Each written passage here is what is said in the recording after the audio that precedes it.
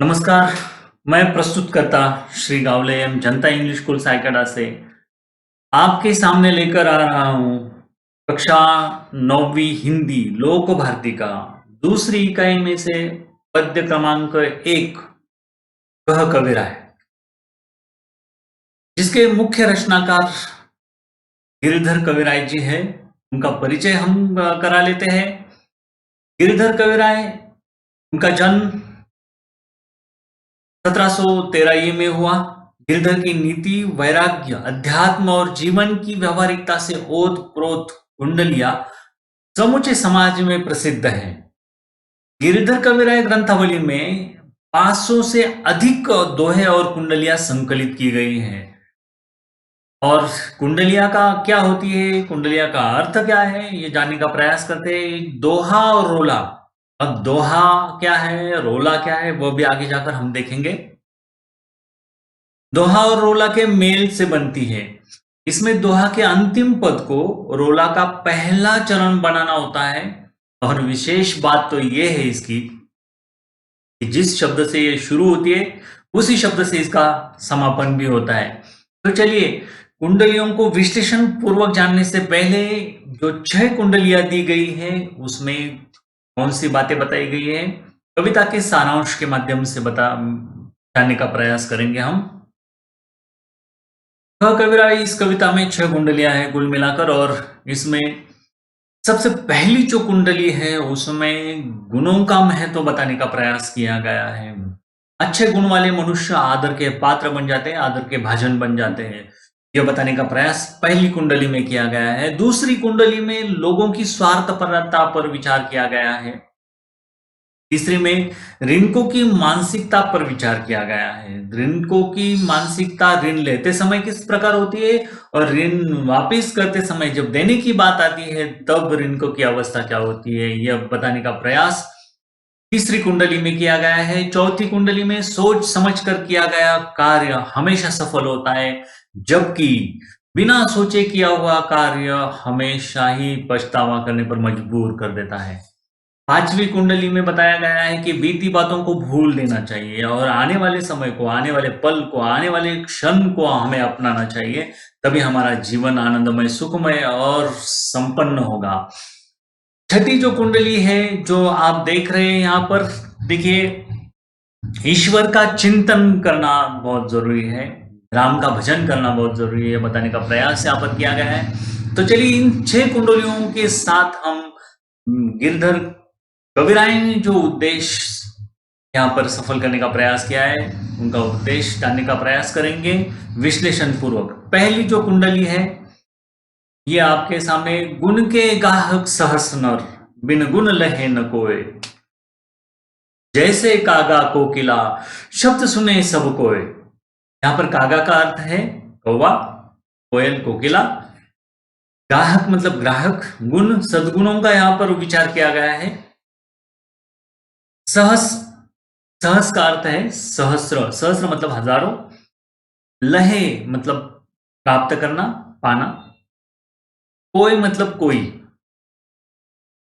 कवि यहां पर कहते हैं, देखिए अब हम ये जो दोहा है इसके बारे में चर्चा करेंगे, बाद में रोला की तरफ जाने वाले हैं और आपको वो फर्क भी नजर आएगा जो पहले बताया गया है। दोहा का अंतिम चरण जो है वह रोला का पहला चरण बन जाता है। कैसे?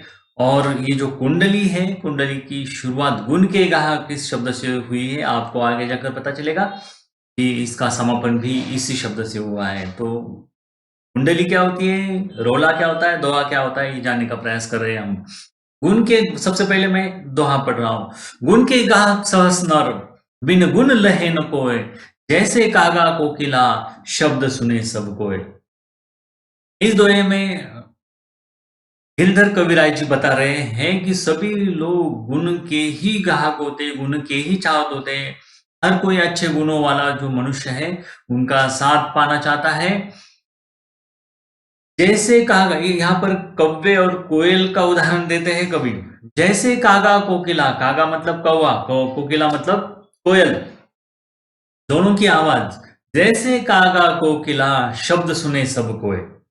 किसकी आवाज हम सुनना चाहते हैं? कवि आगे कहते हैं शब्द सुने सब कोय। देखिए, अब ये दोहा का जो अंतिम चरण था, वह रोला का पहला चरण बन गया है। शब्द सुने सब कोय, कोकिला सबे सुहावन। किसके शब्द सुनना चाहता है? कोयल के ही शब्द सबको अच्छे लगते हैं, तथा कोयल ही सबको अच्छी लगती है। दो के रंग एक, दोनों का एक ही रंग है, फिर भी काग सब भय अपावन। कौवे को अपवित्र माना जाता है। कोयल की आवाज सुनी जाती है हर किसी को। मतलब कवि यहाँ पर हमें बताना चाहते हैं कि किस प्रकार अच्छे गुण वाले मनुष्य जो है अच्छे गुणों को ही अपनाना चाहते हैं, प्राप्त करना चाहते हैं, पाना चाहते हैं। अब आपको पता चलेगा कि यहाँ पर ये जो रोला शुरू हुआ है, इसकी समाप्ति भी मतलब अंतिम जो शब्द है, अंतिम जो चरण है, और इस कुंडली का पहला चरण था। देखिए, गाहक गुण के कवि आगे कहते हैं कि कह गिरधर कविराय सुन हो ठाकुर मन के, बिन गुण लहे न कोई सहस नर गाहक गुण के। बिना गुणों के कोई किसी को प्राप्त नहीं करना चाहता, सभी अच्छे गुणों को प्राप्त करना चाहते हैं।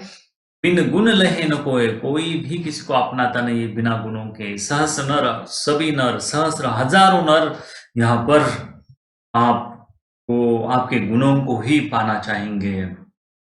सुनो हो ठाकुर मन के, मतलब मन की सुनने वाले, या जरा सुन, तू भी सुन कि गिरधर कविराय क्या कह रहे हैं। मतलब इस कुंडली में कविराय ने गुणों के बारे में बताया है। जैसे कि कौवा और कोयल का उदाहरण देकर हम हमेशा ज्यादातर कोयल की आवाज सुनने चाहेंगे। ठीक उसी प्रकार मनुष्य अगर अच्छे गुणों वाला हो तो उसको ही लोग अपनाते हैं, यह बताने का प्रयास इस कुंडली में किया गया है। अगली कुंडली में देखते हैं कविराय जी का क्या मानना है। कवि यहाँ पर लोगों की स्वार्थपरता पर प्रकाश डाल रहे हैं। देखा सब संसार में मतलब का व्यवहार, जब लगी पैसा गांठ में तब लगी ताको यार। तब लगी ताको यार, यार संग ही संग डोले, ऐसा रहा न पास यार मुख से नहीं बोले। कवि गिरधर जी कहते हैं, देखिए यहाँ पर पहला जो दोहा है, देखा सब संसार में, ये दोहा है, देखा सब संसार में मतलब का व्यवहार, जब लगी पैसा गांठ में तब लगी ताको यार, ये दोहा है। और इसका अंतिम चरण जो है वो रोले का पहला, मतलब रोला का पहला चरण बन गया है, तब लगी ताको यार। देखते हैं, विश्लेषण पूर्वक जानकारी लेते हैं। देखा सब संसार में मतलब का ही व्यवहार, सारे संसार में स्वार्थ रूपी व्यवहार चल रहा है, मतलब का ही व्यवहार चल रहा है। हर कोई मतलब के बिना किसी के पास जाता भी नहीं है, किसी को अपनाता भी नहीं है। जैसे जब लगी पैसा गांठ में, जब आपके पास संपत्ति हो, आपके पास धन हो, आप सुख संपन्न हो, तब लगी ताको यार, तो आपके बहुत सारे मित्र बनेंगे। तब आपके बहुत सारे यार बनेंगे, मित्र बनेंगे। तब लगी ताको यार, यार मतलब मित्र, यार संग ही संग डोले। डोले मतलब घूमना, आपके इर्द गिर्द ही घूमते रहेंगे, आपके साथ ही घूमते रहेंगे बहुत सारे लोग। पैसा रहा न पास यार मुख से नहीं बोले। जब आपके पास पैसा नहीं होगा तो आपके साथ कोई नहीं होगा, आपके पास नहीं कोई होगा, आपके संग नहीं कोई डोलेगा, आपके संग कोई घूमेगा नहीं। तब कविराय जी कहते हैं, देखिए यहाँ पर जब तक आपके पास पैसा है तब तक आपके पास सारे होंगे, मित्र होंगे, सगे होंगे, आप तो होंगे। और जब आपके पास पैसा नहीं है तो कोई भी आपका नहीं होगा, ना आपका मित्र होगा ना कोई होगा। मतलब आपके संग संग डोलेंगे जब तक आपके पास पैसा है। कविराय कहते हैं कि जगत का ये ही लेखा, लेखा मतलब रीत व्यवहार। कह गिरधर कविराय जगत का ये ही लेखा, करत बेगर्जी प्रीति मित्र को ही बिरला देखा। बेगर्जी का अर्थ होता है स्वार्थ रहित, बिना जरूरत के, मित्र को ही बिरला देखा। स्वार्थ रहित मित्रता रखने वाला शायद ही कोई मित्र होगा, बहुत बिरला। मतलब दुर्मिल, निराला, अलग वो मित्र होगा, जो कबीराय कहते हैं। मतलब देखिए, यहाँ पर ये इस कुंडली में स्वार्थपरता पर यहाँ पर प्रकाश डालने का प्रयास कवि ने किया है। बहुत ही सुंदर अर्थ भरा है, मानवीय मूल्यों से भरी बहुत सारी कुंडलियाँ यहाँ पर प्रदर्शित की गई है, प्रस्तुत की गई है। चलिए अगली कुंडली की तरफ चलते हैं। कवि कहते हैं आगे, ऋण लेने वाले की जो मानसिकता है उसके बारे में चर्चा कर रहे हैं कवि यहाँ पर। झूठा मीठे वचन कही ऋण उधार ले जाए, लेत परम सुख उपजे लेके दियो न जाए। पहले कुंडली पूर्ण पढ़ लेते हैं। झूठा मीठे वचन, ये दोहा है, ये दोहा है, ये 4 चरण जो दिख रहे हैं आपको यहाँ पर, ये दोहा है। झूठा मीठे वचन कही ऋण उधार ले जाए, लेत परम सुख उपजे लेके दियो न जाए। लेके दियो न जाए, ऊंच और नीच बतावे, ऋण उधार की रीति मांगते मारण धावे।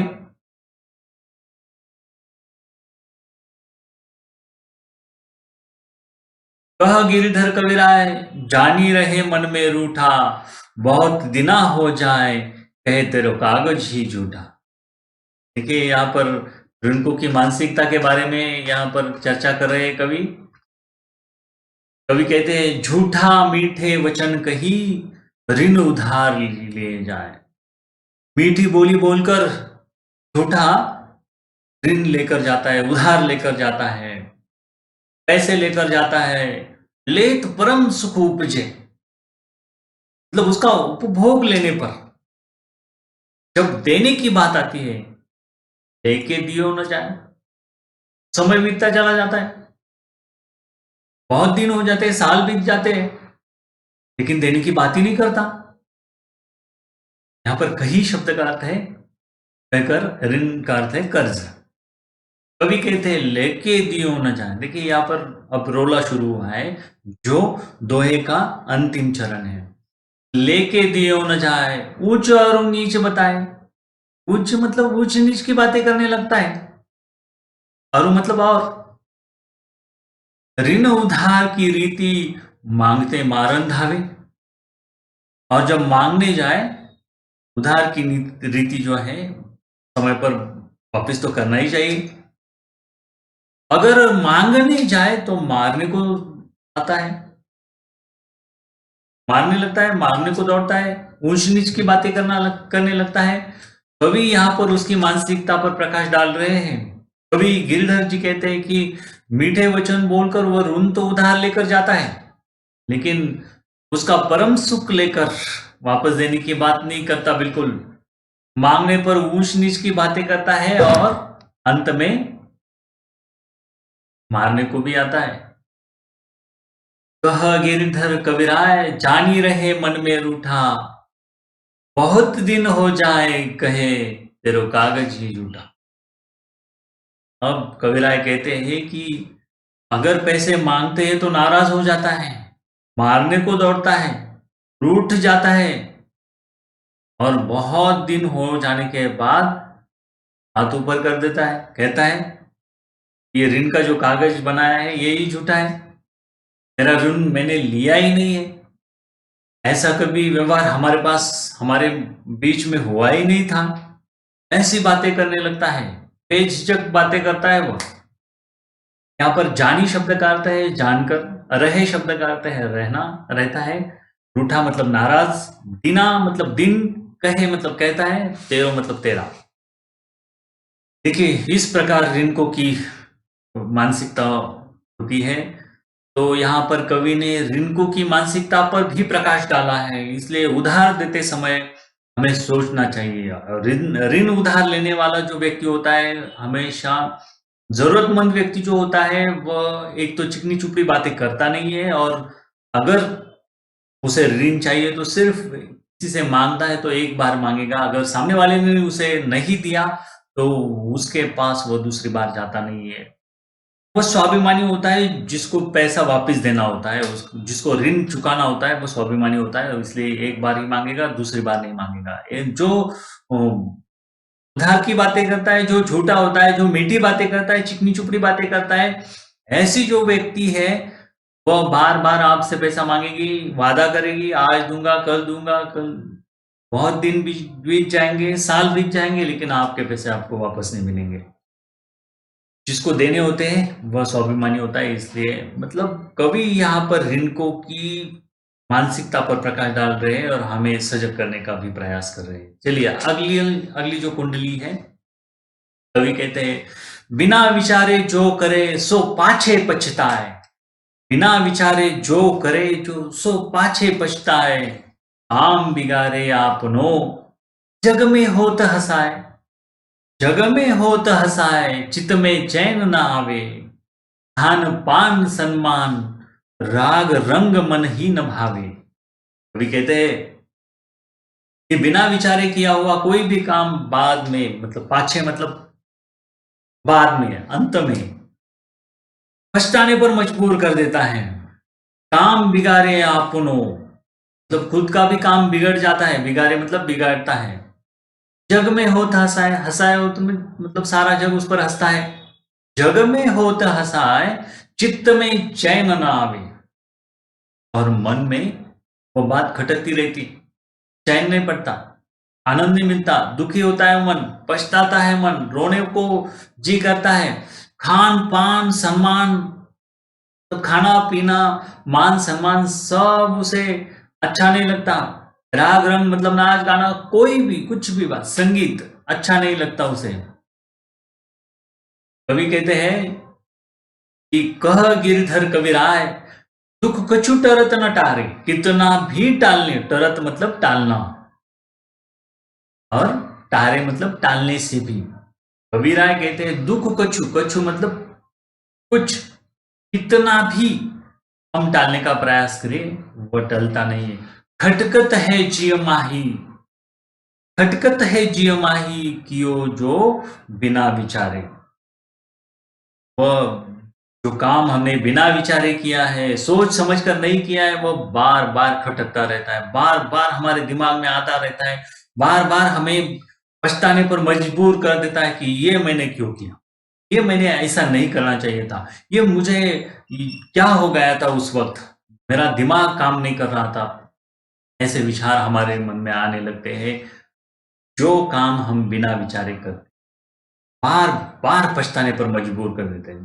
पर बहुत सारे ऐसे उदाहरण हैं, कोई भी कदम उठाने से पहले हमें विचार करना चाहिए, सोचना चाहिए। हम चाहे किसी दोस्त को चुन रहे हैं, किसी से दोस्ती कर रहे हैं, कहीं से ऋण ले रहे हैं, कहीं से उधार ले रहे हैं, तो तथा जो कुछ भी हो, पढ़ाई कर रहे हैं, पढ़ाई के मार्ग पर जा रहे हैं, कोई क्षेत्र चुन रहे हैं, करियर चुन रहे हैं, सभी जगह हमें सोच विचार करके ही जाना है।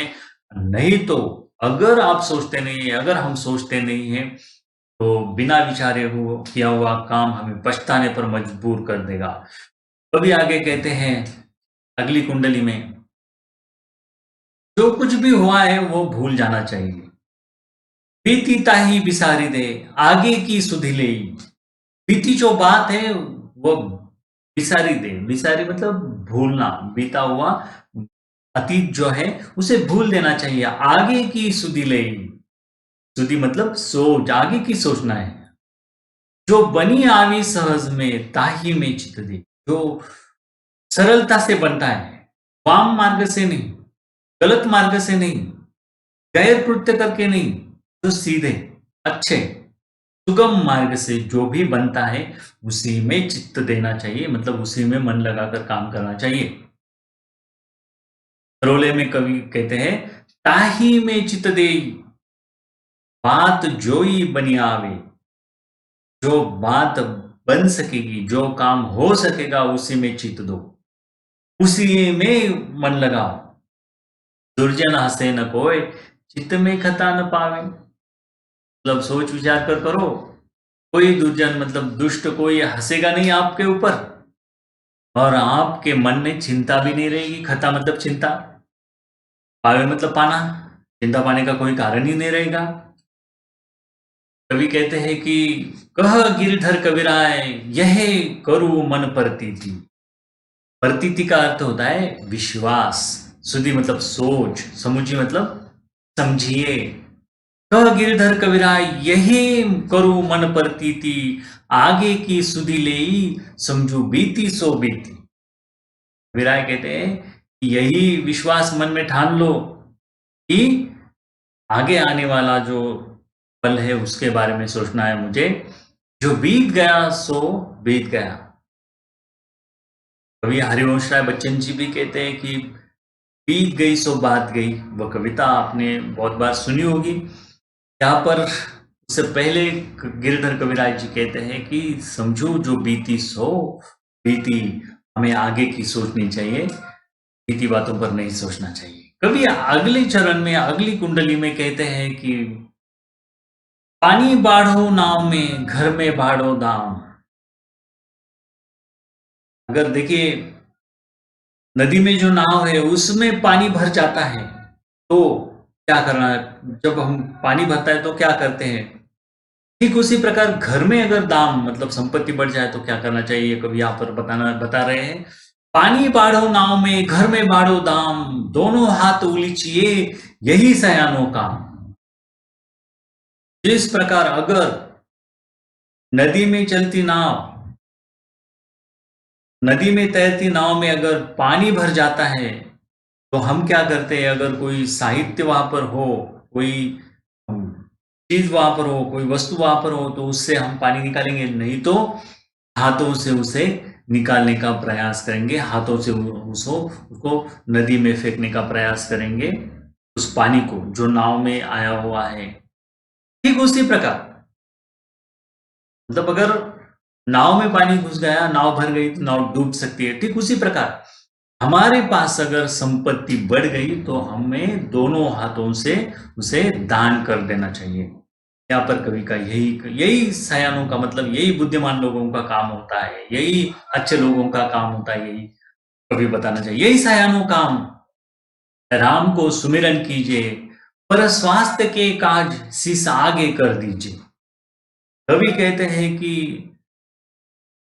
बुद्धिमान लोगों का, सयाने लोगों का, होशियार लोगों का यही काम होता है कि वह ईश्वर का स्मरण की करे, राम का स्मरण करे, पर स्वास्थ्य के काज शीश आगे कर दीजिए। पर स्वास्थ्य मतलब परहित, लोगों के हित के कारण, परोपकार के लिए, पर काज के लिए, काज मतलब काम,